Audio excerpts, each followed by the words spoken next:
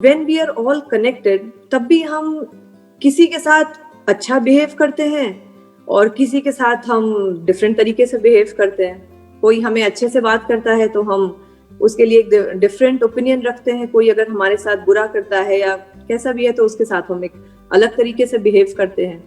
तो sir, sometimes I get confused कि when we are all connected, why can't we behave and be the same with everybody?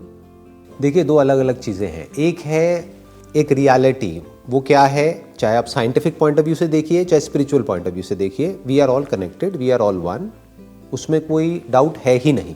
जैसे scientifically क्या बोलते हैं, we are all made up of that same energy, right? जो हमारे materials हैं वो सब सेम है, जिन मटेरियल्स के हम बने हैं, हमारी बॉडीज बनी है, that is a fact which can't be questioned.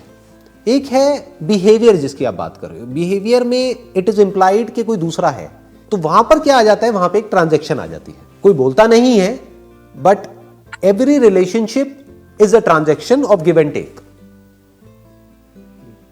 ये हर रिलेशनशिप के कुछ अनसेड रूल्स होते हैं।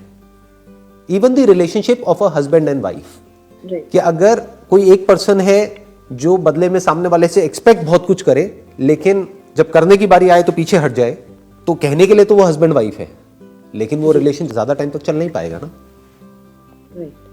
तो what I am saying is कि ये हमको सेंसिबली समझना होगा कि इस दुनिया में जो भी हमारा बिहेवियर होता है, that is influenced by this give and take equation, that's more of a transaction. जैसे एक बिजनेस की ट्रांजैक्शन होती है कि अगर मैंने आपको 100 रुपए दिया तो मैं बदले में एक्सपेक्ट कर रहा हूं कि मेरे को 100 रुपए की वैल्यू की कोई प्रोडक्ट या सर्विस मिली, तो दैट इज अ ट्रांजैक्शन।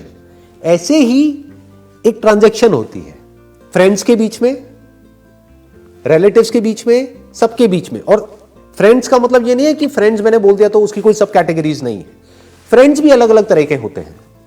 एक फ्रेंड होते हैं जो हमको पता है कि ये फ्रेंड है ही टाइम पास के लिए। फॉर एग्जाम्पल कि हमको पता है कि हम अपने काम से आए, बहुत स्ट्रेस्ड आउट हैं, अपनी लाइफ से स्ट्रेस्ड आउट हैं, अब हम वहाँ पे जा रहे हैं, हल्की फुल्की बातें कर रहे हैं, हंस रहे हैं, थोड़ा सा हमने टाइम स्पेंड किया, साथ में लंच किया, डिनर किया, वो अपने घर, हम अपने घर। अब वहाँ पे हम एक्सपेक्ट करने लग जाएं कि वो हमारे इमोशंस को क्यों नहीं समझ रहा, हमारी फीलिंग्स को क्यों नहीं समझ रहा, तो हम थोड़ा गड़बड़ कर रहे हैं। वो रिलेशनशिप अलग है, वो फ्रेंड्स अलग है। वो ज्यादातर स्कूल कॉलेज में बन जाते हैं। जो स्कूल कॉलेज की जो फ्रेंडशिप्स होती हैं, वहां पर एक इमोशनल एक अलग ही बॉन्ड होता है, क्योंकि हम साथ में ग्रो कर रहे होते हैं।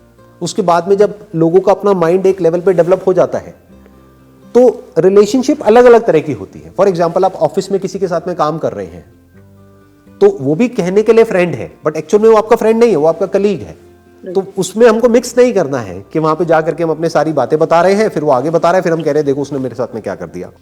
अरे वो एक अलग रिलेशनशिप है। तो वी हैव टू अंडरस्टैंड कि वो जो रिलेशनशिप है, जो भी रिलेशनशिप हमारी जिसके भी साथ में है, उसके क्या रूल्स हैं, वो सामने वाले को क्लियर नहीं भी है तो हमारे माइंड में क्लियर होने चाहिए। तो कभी भी हमारा कॉन्फ्लिक्ट नहीं होगा किसी भी रिलेशनशिप में। Very clear. तो कहने का मतलब है कि बिहेवियर हमारा अलग अलग होना चाहिए। Fundamentally we are all one.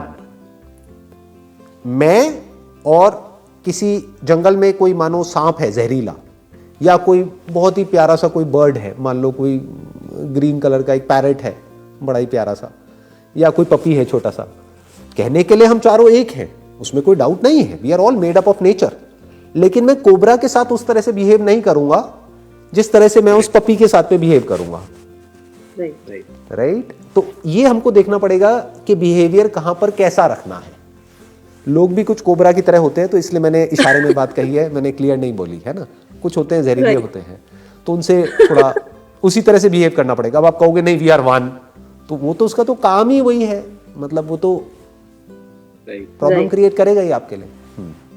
उसका नेचर बेसिकली सामने वाले के नेचर के हिसाब से हमें अपने आप को राइट। हाँ, देखना पड़ेगा कि वो जो रिलेशनशिप है उसकी क्या इक्वेशन है।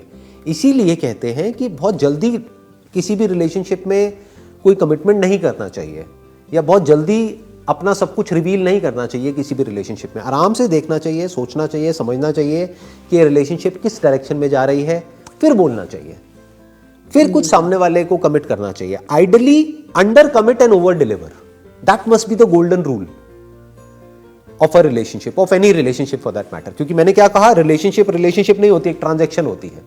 तो कम बोल के ज्यादा डिलीवर कर दो तो वो रिलेशनशिप अच्छी चल जाएगी।